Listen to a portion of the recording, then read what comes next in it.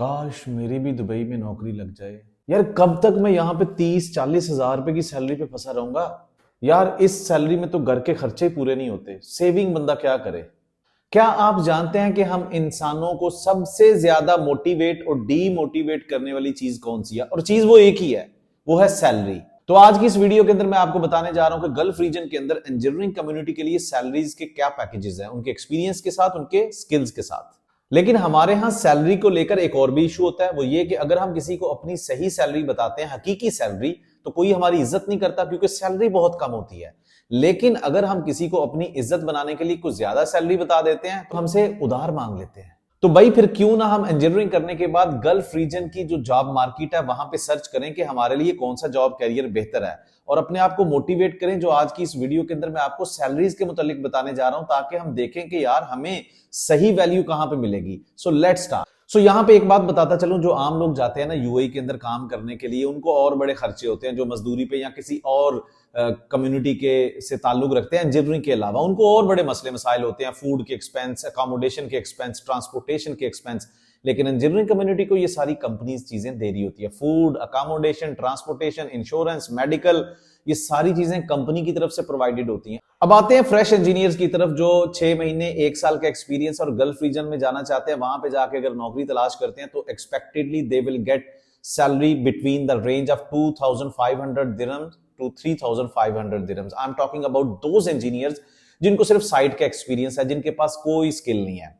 लेकिन अगर यही इंजीनियर्स अपने जॉब कैरियर प्रोफाइल के अंदर कुछ स्किल ऐड कर लेते हैं, सिर्फ ऐड नहीं करना बल्कि उस स्किल को सीखना है, इंडस्ट्री ओरिएंटेड नॉलेज के साथ, किस तरीके से बेस्ट प्रैक्टिसेस है इंडस्ट्री की। ये स्किल कोई भी हो सकता है आपकी अपनी फील्ड के मुताबिक। अगर आप इलेक्ट्रिकल इंजीनियर हो, you should know about the load calculation software. फिर आप दुबई, अबू धाबी के अंदर जो पावर जनरेशन कंपनीज है वहां पे जाके अप्लाई कर सकते हो। मैकेनिकल इंजीनियर्स हो तो आपको AutoCAD, solid works, manufacturing company के या पाइपिंग इंडस्ट्री के या प्लानिंग के। इसी तरीके से सिविल इंजीनियर है, रिवेट, बिम।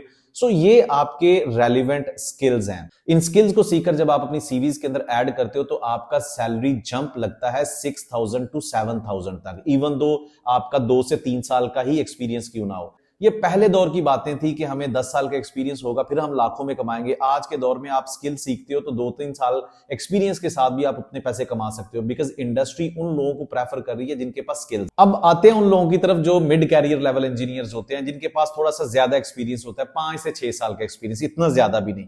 ये लोग 10 से 12 हजार की सैलरी को टारगेट कर सकते हैं, पिच कर सकते हैं, but depending on their communication skills.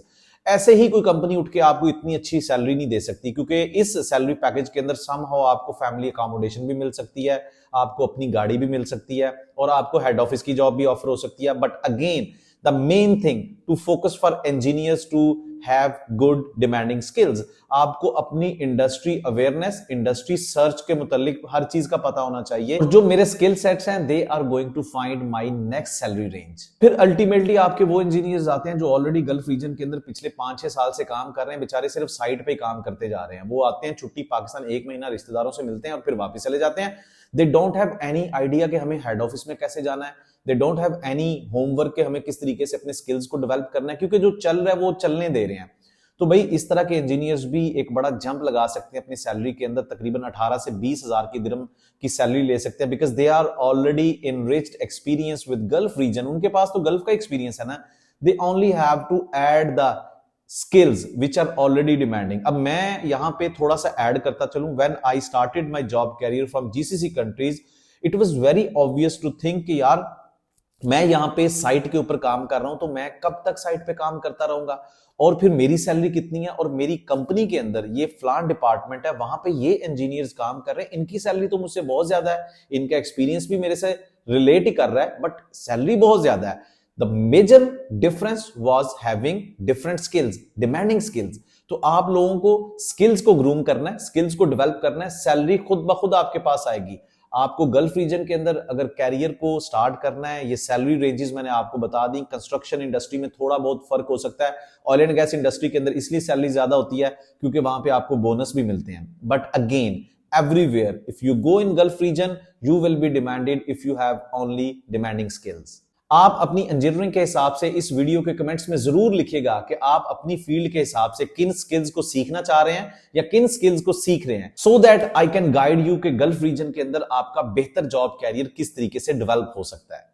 अगर आप जॉब हंटिंग से लेकर कौन कौन से स्किल सीखने चाहिए आपको, गल्फ रीजन के अंदर किन लोगों की डिमांड है, किस तरीके से अपने कैरियर को आपको डेवलप करना होगा, इन सारी चीजों को एक वेबिनार के अंदर अटेंड करना चाहते हैं लाइव क्वेश्चंस के साथ, तो आप मेरे आने वाले इस सेशन का लाजमी हिस्सा बने, जो स्पेसिफिकली डिजाइन किया गया है engineering community who is wishing dreaming for job career in Gulf reason.